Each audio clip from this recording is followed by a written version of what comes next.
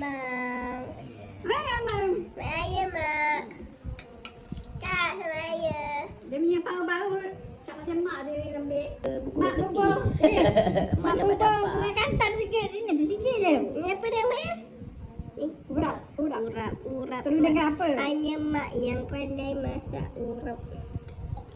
Kasih mak. Ya, mak kecewa dia. Kenapa? Mak punya pagu dia.